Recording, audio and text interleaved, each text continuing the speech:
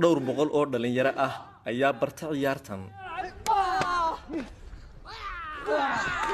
ardaydu waxay ku kala nool yihiin qaar ka mid ah gobollada Somaliland.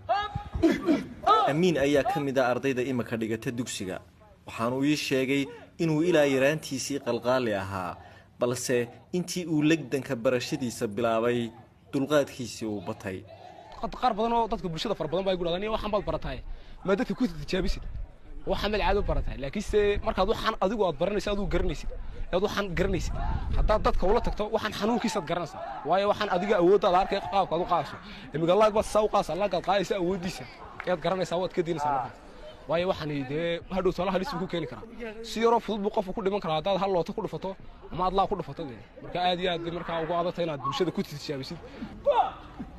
macalinka ardaydani 12 sanadood ayuu baranayay legdanka.